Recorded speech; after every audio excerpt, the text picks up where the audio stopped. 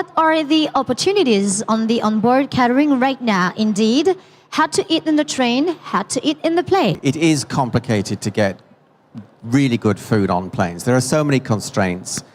It doesn't prevent anybody from providing good product, but by the time it reaches a passenger, you have to consider what that food has gone through. It's been delivered, it's been processed, it's been cooked and maybe chilled, and then it's been put into a cart, and then it's been shipped here and there, and then it's uplifted to the aircraft, and then the aircraft takes off, and then the crew take over, and they like to cremate everything that they are given. So by the time it reaches the passenger, there are so many steps that we as designers have to build into our menus and food to make sure that by the time the passenger gets something to eat, it's still presentable, it's edible, it's tasty, it's colorful, it's interesting.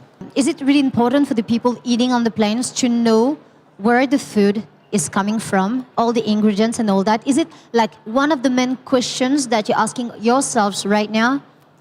I think that it's not overall important for a majority of passengers who fly, but I think for a lot of the airlines now, there's a huge and significant process in mind when they're developing their menus, that they look at provenance. So they're getting more committed to products which come, I would say, closer to the airport. So they're not using what we call food miles to distribute their product too far. They're interested in working with more artisanal, smaller companies and giving those companies an opportunity to expose their products and services by launching them as listed items on airlines. I think it's very important to people food still on airline. I think people value that also, especially when it's on long-haul flights. But changes will happen. I think people will not be anymore accepted to just any food. I think there will be some revolution coming. I think people want to have brands. People are associated with brands.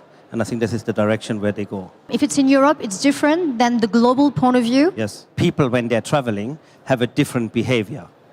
People totally behave differently once they embark or when they go into an aircraft. This whole feeling, this scenario.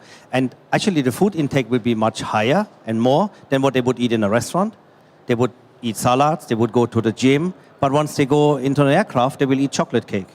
And steak. And steak. But how can you explain that? Because they feel as though they're on something, they're doing something different. I think, again, for the frequent flyer, it doesn't apply. But for the less frequent flyer, they're doing something which is out of their ordinary routine. Something exceptional. So they want, yes. And people remember what they ate on planes months after they ate it. It's not really easy to travel, because if you don't have a lot of money and if you travel in the back of the plane, you will not eat the same thing that if you're in first class, for instance. That's true. In first class, you will have a chef cooking for you. So you would have something that is, made with taste and super cute. Versus at the end of the plane, maybe you would have some eggs for breakfast? No, I think that also has changed. I mean, really. Really? It has. Yeah, it does. In which airline? Because people know that the people who are in the back today might be in the front in 10 years' time. Yeah, but they're also paying, for the other one in the front.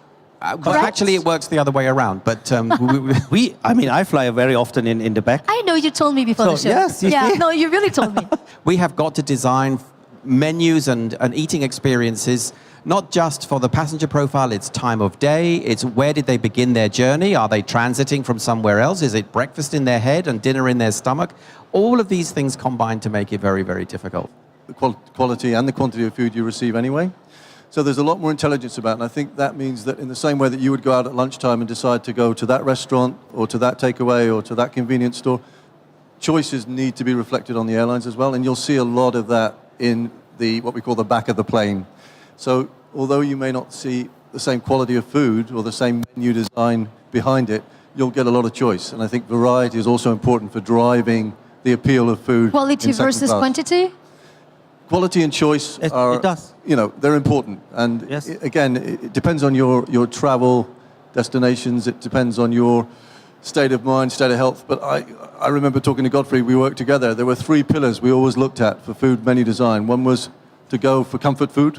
One is to go for more exotic destination food. And one is for something which is nutritional, healthier, because it deals with your physiological state of mind when you're on board. Where you have free Wi-Fi on board, you should not underestimate also how fast people make a picture and sending this while they are still flying.